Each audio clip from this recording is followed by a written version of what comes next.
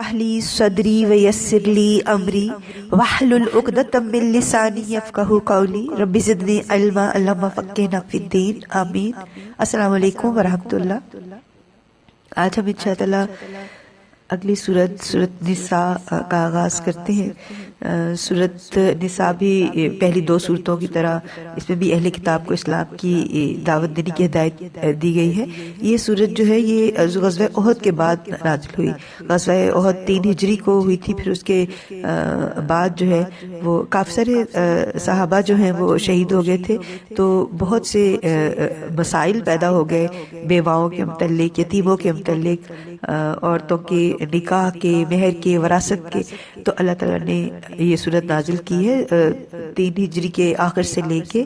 اس میں کچھ احکامات وہ بھی ملتے ہیں جو 5 اور 6 ہجری میں، جیسے صلاۃ خوف جو ہے وہ جب نازل ہوئی تو وہ میرے خیال میں 4 ہجری کے وقت، اور جو اس میں تیمم کے احکامات ہیں وہ غزوہ بنی مستلق جب ہوا تھا 6 شعبان کو، 6 ہجری کو، تب نازل ہوئی تھی۔ تو یہ سورت جو ہے اس میں ایک اسلامی نظام، ایک ریاست کا نظام، اسلامی معاشرت، نظام حکومت اور نظام عدل، ان سب کے متعلق جو ہے وہ وضاحت سے ہمیں ملتا ہے۔ اور آپ دیکھیں کہ اس صورت میں اسلامی حکومت کے قیام کی طرف اشارہ ہے، اور اگلی صورت جو پڑھیں گے صورت مائدہ، اس میں اسلامی عدالتوں کے قیام کا ذکر ہے۔ لیکن اس میں زیادہ تر خاندان کی زندگی کے متعلق معلومات جو ہیں وہ اس میں آتے ہیں کہ انسان اور انسانوں کے حقوق میں جو وائلنس ہوتی ہے وہ کون پکڑ سکتا ہے، کون سی عدالت اس کا سدباب کر سکتی ہے۔ صرف اندر کی عدالت جو ہے نا وہ یہ پکڑ کر سکتی ہے۔ تو اس لیے اللہ تعالیٰ نے یہ احکامات جو ہیں جو دیے ہیں، اور جو پہلی ہی آیت جو ہے جس میں اللہ تعالیٰ نے بتایا کہ میاں بیوی ایک دوسرے کے لیے اجنبی نہیں ہیں، وہ آدم اور حوا کی اولاد ہیں، اور نکاح کے نتیجے میں جو ہے وہ رشتے پیدا ہوتے ہیں، خاندان بنتا ہے، اور خاندان جو ہے ایک معاشرے کی اکائی ہے۔ سے ڈرتے ہوئے رشتوں کو قائم دائم رکھنا چاہیے۔ اور اس کے بعد یتیموں کے اور بیواؤں کے حقوق بیان ہوئے ہیں کہ یتیم کا مال کھانا حرام ہے، اور پھر نکاح کے متعلق آیا کہ ایسے جو حالات ہو گئے ہیں اس میں تم نکاح کر سکتے ہو 3 سے 4 سے، لیکن یہ اللہ تعالیٰ نے ایک حکم نہیں ہے بلکہ اجازت ہے دی ایک حالات سے نپٹنے کے لیے، کہ بعض دفعہ ایسا ہوتا ہے کہ ایک آدمی کی ضرورت جو ہے وہ ایک عورت سے پوری نہیں ہو رہی ہوتی، اور یا پھر وہ عورت بیمار ہوتی ہے، یا کوئی اور وجہ بھی ہو سکتی ہے، تو جیسے کہ اس کو طلاق دے دی جائے تو کہا کہ کسی اور سے شادی کر لو۔ تو اس چیز کو لوگ بہت اچھالتے ہیں، حالانکہ اللہ تعالیٰ کو جب اللہ تعالیٰ کی محبت کا یقین آ جاتا ہے تو پھر اس کے بعد آپ جو بھی حکم پڑھتے ہو اور آپ کو پتہ چل جاتا ہے، اللہ تعالیٰ دکھاتا ہے کہ اس میں ہماری ہی بہتری ہے۔ اللہ تعالیٰ نے انسانوں کو بنایا، اور کس کو کیا ضرورت ہے اس کو اللہ تعالیٰ اس سے بہتر کون جانتا ہے۔ تو جو بھی احکامات ہیں وہ اللہ تعالیٰ نے ہمارے ہی فائدے کے لیے دیے ہیں۔ تو آج انشاءاللہ ہم سورۃ النساء کی 3 آیات کریں گے اور اس کو پڑھتے ہیں اور اس کو سمجھتے ہیں۔ سورۃ نساء آیت نمبر 1، اعوذ باللہ من الشیطان الرجیم، بسم اللہ الرحمن الرحیم۔ یا ایھا الناس، یا حرف ندا ہے، اور ایھا کیوں آیا؟ کیونکہ اگلا لفظ جو ہے وہ الف لام سے ہے۔ یا ایھا الناس، اے لوگوں، یعنی پوری انسانیت سے خطاب ہے، مردوں سے، عورتوں سے، بچوں سے، بوڑھوں سے، سب کے سب سے، کہ کیا کرنا ہے؟ اتقوا، ڈرو۔ کس سے ڈرو؟ ربکم، اپنے رب سے ڈرو۔ اتقوا کا روٹ کیا ہے؟ واو کافیہ، وقایا کا مطلب کیا ہے؟ بچنا، پرہیز کرو، بچو۔ کس سے بچو؟ عذاب سے، جو کب آتا ہے؟ جب اللہ کی نافرمانی کی جاتی ہے۔ تو وہ رب جو تمہارا خالق، مالک، مدبر ہے، وہ سبھی کا رب ہے۔ تو اے لوگو اپنے رب کا تقوی اختیار کرو، یعنی الذی، اللہ بتا رہے ہیں کہ الذی وہ ذات، الذی سے موصول ہے، خلقکم، جس نے پیدا کیا ہے تم کو، جس نے تمہیں پیدا کیا، یعنی ساری بنی نوع انسان، چاہے وہ مومن ہے، کافر ہے، کوئی بھی ہے، انہیں اللہ سے ڈرنا ہے۔ کیوں؟ کیونکہ اللہ نے انہیں پیدا کیا ہے، اور اللہ کے بتا رہے ہیں کہ کیسے پیدا کیا ہے؟ من نفس واحدہ، ایک جان سے پیدا کیا ہے. نفس نون فا سین، نفس ایک جان سے، ایک ذات سے، واحدہ احد ایک جان سے پیدا کیا ہے.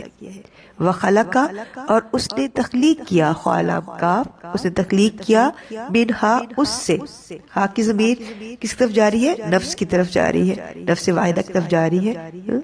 اور اس نے تخلیق کیا اس سے زوجہا جوڑا اس کا، مرد کے لیے عورت اور عورت کے لیے مرد جو ہے وہ جوڑا ہے. زوج سے مراد یہاں پہ حضرت حوا ہے جو آدم علیہ السلام کی پسلی سے پیدا کی گئی تھی، تو اسی کے سے اس کا جوڑا پیدا کیا. وبثا اور پھیلا دیے، بسا یا بسو کا مطلب ہوتا ہے کہ بکھیر دیے، پھیلا دیے، پراگندہ کر دیے، تو پھیلا دیے.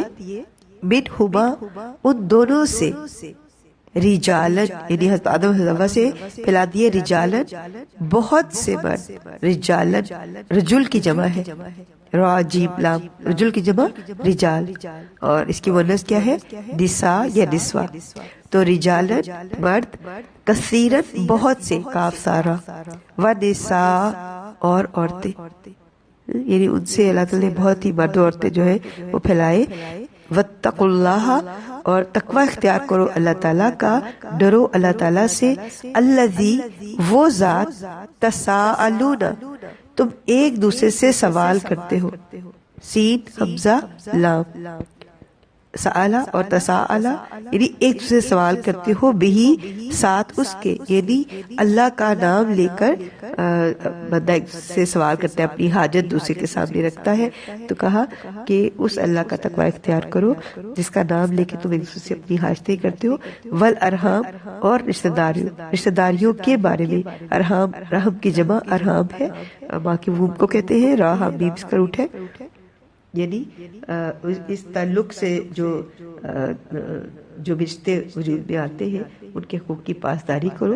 اور ان اللہ بے شک اللہ تعالیٰ کانا ہے علیکم تم سب پر، رقیبہ نظر رکھنے والا، نگران.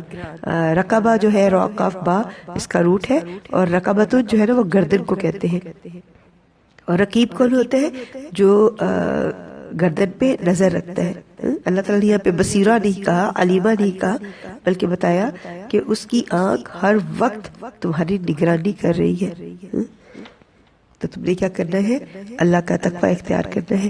یہ وہ آیت ہے جو جب خطبہ نکاح ہوتا ہے تو اس وقت پڑھی جاتی ہے. ایک تو آل عمران کی آیت نمبر 102 اور اس میں بھی تقوی کا ذکر ہے، اور یہ سورۃ نساء کی پہلی آیت اور اس کے جس میں تقوی کا 2 دفعہ ذکر ہے، اور پھر اس کے بعد سورۃ احزاب کی آیتیں جو ہے وہ پڑھی جاتی ہے. اور ان سب میں اللہ کا تقوی کا ذکر ہے.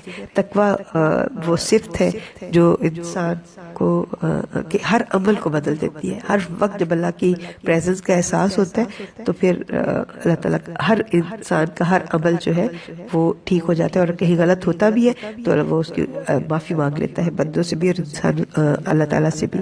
تو کیا پتہ چلا کہ پوری نوع انسانی حضرت آدم علیہ السلام کی نسل سے ہے. نفس واحدہ سے حضرت آدم ہے، ابو البشر. اور سورۃ اعراف میں آگے چل کے آتا ہے کہ وہ ہے جس نے تمہیں ایک جان سے پیدا کیا اور اس کا جوڑا بنایا تاکہ تم اس سے سکون حاصل کر سکو. تو اللہ تعالیٰ نے اسی بات کا جو ہے وہ بتایا کہ تم اس اللہ کا تقوی اختیار کرو جس کی نام لے کے تم جو ہے واپس میں کسی نہ کسی چیز کا سوال کر رہے ہوتے ہو، رحم کی اپیل کر رہے ہوتے ہیں. تو اللہ تعالیٰ بہت بڑا ہے، بڑی شان والا ہے، لہذا اس کا واسطہ بھی بہت باعظمت ہے. تمام انسانوں کو اس واسطے کی قدر کرنی چاہیے. اس لیے تو آپ سے اس نے فرمایا تھا کہ تم میں جو شخص بھی تم میں سے اللہ کے واسطے سے کچھ مانگتا ہے، کوئی پناہ چاہتا ہے، کچھ بھی مانگتا ہے، تو تمہیں چاہیے کہ اسے دے دو. نمبر 2 میں اللہ تعالیٰ نے معاشرتی جو باتیں ہیں اس میں سب سے پہلے یتیموں کے حقوق کی طرف توجہ دلائی ہے. اور یتیموں کے حقوق ہمیشہ سے ہی عرب میں تو خاص طور پہ یتیموں کے حقوق پامال کیے جاتے تھے، اور اللہ تعالیٰ نے بڑی ترتیب کے ساتھ یہاں پہ ذکر کیا ہے کہ جو چیزیں بطور امانت کسی کے پاس ہوتی ہے، سرپرست کے پاس، جب وہ واپس لوٹائی جاتی ہیں تو یہ نہیں کرنا کہ اچھی چیز کے بدلے بری چیز جو ہے، گھٹیا چیز جو ہے وہ دیتی. اور دوسرا یہ کہ کھانے پینے کی اشیاء کو جو آپس میں ملا جلاتے تھے اس میں بھی جو ہے وہ یتیم ہی کا دھیان رکھنا ہے. تو یہ چیزیں جو ہے اللہ تعالیٰ نے یہاں پہ بتائی ہیں. یہ ہم آیت کو دیکھتے ہیں. وَآتُوا اور دو، حمزہ تا یا اس کا روٹ ہے. الیتاما یتیموں کو، یا تا اور میم اس کا روٹ ہے. یتم کا مطلب ہوتا ہے اکیلا. اور در یتیم ہم نے سنا ہے کہ سیب کے اندر ایک موتی نکلتا ہے تو اسے در یتیم کہتے ہیں. تو یتیم کون ہوتا ہے؟ جس کی بلوغت سے پہلے اس کا باپ فوت ہو جائے. ایک حدیث کے مطابق بلوغت کے بعد یتیمی جو ہے وہ نہیں ہوتی ہے. تو وہ بچہ جس کا باپ جو ہے وہ فوت ہو جائے تو وہ یتیم کہلاتا ہے. تو دو یتیموں کو اموالہم، مال ان کے، میم واو لام مال کی جمع جو ہے اموال ہے، یعنی جن کے ماں باپ نے چھوڑا ہے ان کو دو. ولا اور نہ تتبدلو تم بدل کر دو، بدلا یبدلو تبدیل اردو میں بھی ہم استعمال کرتے ہیں. اور نہ تم بدل کر دو الخبیثہ، ناپاک کو، خا با سا. خبیث کی اپوزٹ کیا ہوتی ہے؟ طیب. اور خبیث کیا ہوتی ہے کہ ردی چیز. اب سمجھیے کہ جو ناپاک ہے، جو بری ہے، وہ چیز نہیں دینی، بدل کے طیب بدلے طیب کے. تو یا باپ یعنی جو بھی ان کی چیز ہے ان کو وہی واپس کرنی ہے، یہ نہیں کہ اچھی چیز کے بجائے بری چیز جو ہے وہ ان کو دے دی جائے. ولا اور نہ تاکلو تم کھاؤ، حمزہ کاف لام، اور نہ تم کھاؤ اموالہم مال ان کے، یعنی لو اموالہم الی اموالکم، یعنی ان کے مال نہ کھاؤ اپنے مالوں میں ملا کے، یعنی جمع نہ کرو، نہ ملاؤ، نہ اکٹھا کرو. اللہ تعالیٰ نے کہا کہ نہ کھاؤ. کھانے کا کیوں ذکر ہے؟ ہم اردو میں کہتے ہیں نا فلاں نے مال ہڑپ کر لیا یا باغ ہڑپ کر لیا، تو یہ مال اور باغ کھایا تو نہیں جاتا، لیکن قرآن پاک میں جیسے سود بھی کھانے کا ذکر ہے. مال کا پہلا استعمال کھانا بھی نہیں ہوتا ہے، کہتے ہیں کھاتے پیتے لوگ. تو یہاں پہ بھی اللہ تعالیٰ نے بتایا. اور اللہ تعالیٰ نے سب سے پہلے کیا حکم دیا کہ ان کا مال سنبھال کے رکھو، اور جب دینا ہے تو پھر یہ نہ کرنا کہ اچھے مال کے بدلے برا مال دے دو. اور تیسری چیز یہ ہے کہ ان کے مال اپنے مالوں میں مکس کر کے نہ کھا جاؤ. تو اگر ایسا کیا، انہو بے شک وہ، کانا ہے، ہوبن کبیرہ گناہ بہت بڑا. ہوب جو ہے وہ ہا واو با اس کا روٹ ہے. جب انسانوں کا حق مارا جاتا ہے تو یہ اس کے لیے ہوب کا لفظ آتا ہے. تو بتایا کہ یہ ایسا کرنا کبیرہ بہت بڑا گناہ ہے، کاف 12 کبر سے ہے. اور اس کے متعلق بہت سی احادیث جو ہے وہ ہمیں ملتی ہے. بخاری کی ایک حدیث ہے جس میں آپ سے نے 7 مہلک کاموں کا بتایا جس کی وجہ سے انسان جو ہے وہ ہلاک ہو جاتا ہے اگر وہ کام وہ کرے. تو اس میں ایک جو ہے وہ یتیم کا مال کھانا بھی ہے.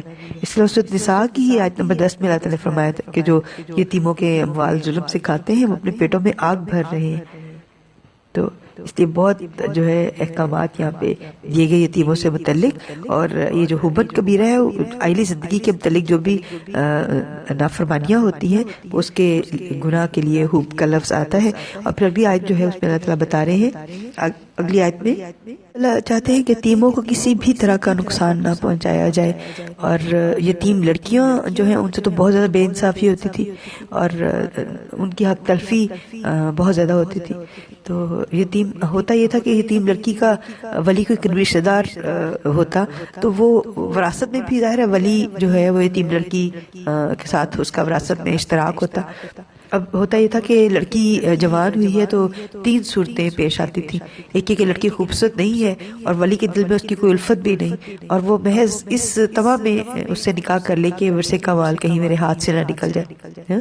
تو اس طرح کا نکاح کرنا بھی لڑکی پہ ظلم ہے کہ اس کے لیے دل میں محبت نہیں اور اسے نکاح کر لیتے اس کے مال کے لیے.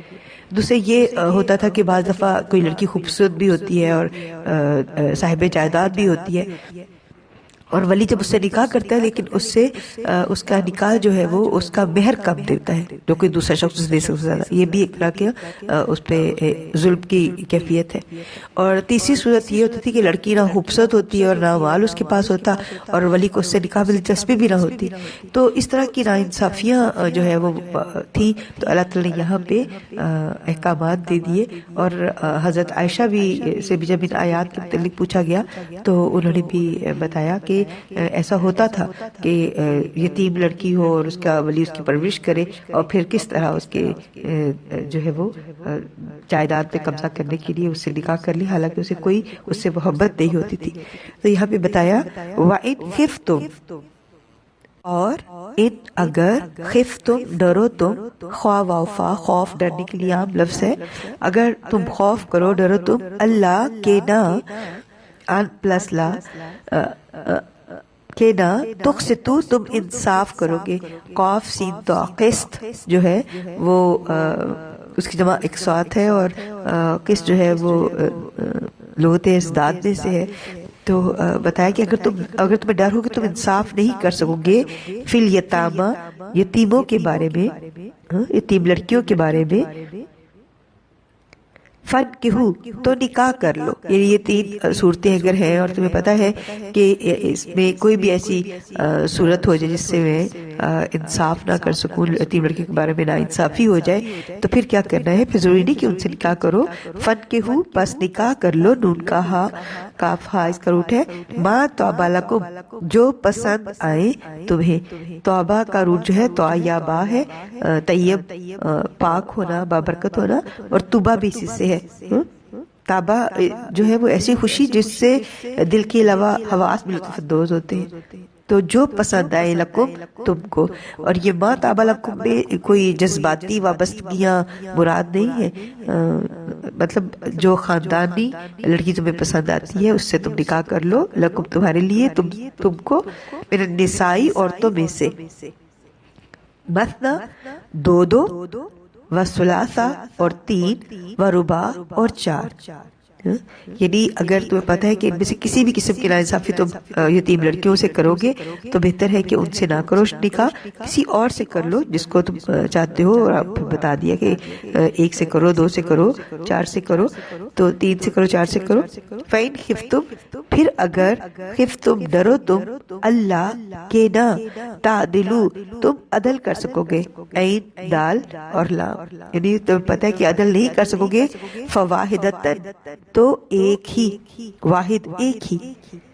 یہ قرآن پاک کی یہ آیت تو کبھی کوئی کوٹ ہی نہیں کرتا، بس یہ تو بتاتے ہیں کہ کہا گیا ہے کہ 3-4 سے شادی کر سکتے ہو. یہ کبھی بھی نہیں بتایا کہ اللہ تعالیٰ نے خود کہا کہ ایک ہی جو ہے وہ ہونی چاہیے. اگر کیونکہ بہت سی حدیثیں ملتی ہیں کہ اگر انسان نے 2 شادیاں کی اور وہ دونوں بیویوں کے حقوق جو ہیں وہ ادا نہیں کر سکا تو پھر اس میں کیا ہوتا ہے کہ قیامت کو جب وہ اٹھے گا تو اس کا آدھا گھر جو ہے وہ گرا ہوگا، اور بہت سخت جو ہے اس کی سزا ہے.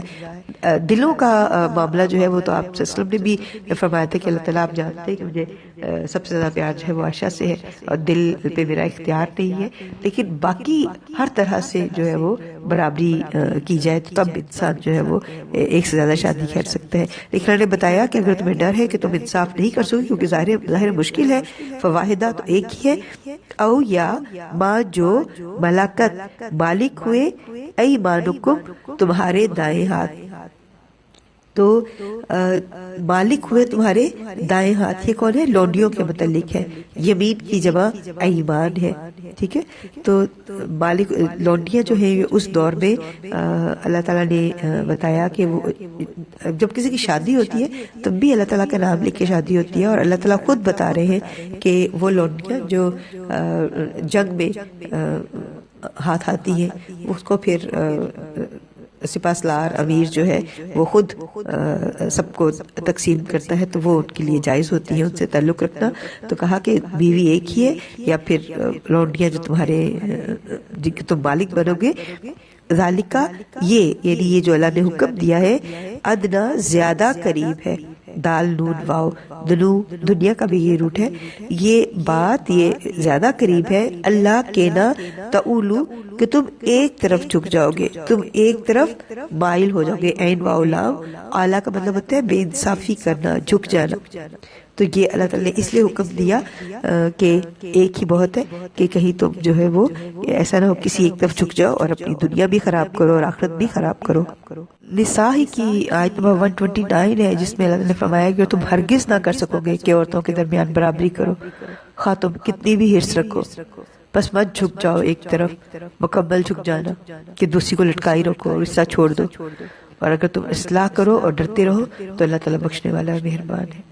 اور یہاں پہ جو ذالک اللہ تعالیٰ اللہ نے بتایا کہ اگر کسی کو خوف ہے کہ وہ اتنا بھی عدل نہیں کر سکتا جتنا واجب ہے، یعنی رات گزارنے کا اور نفقہ کا اس میں برابری، تو پھر بتایا کہ تم جو ہو وہ یہ زیادہ قریب ہے کہ تم انصاف سے نہ ہٹو۔ حضرت عائشہ بیان کرتی کہ آپ نے یہ آیت ذالک ادنیٰ اللہ تعالیٰ، اس کا معنی یہ بیان کیا کہ ایسا تم ظلم نہیں کرو گے، اس لیے اللہ تعالیٰ نے یہ چیز تمہیں بتائی ہے۔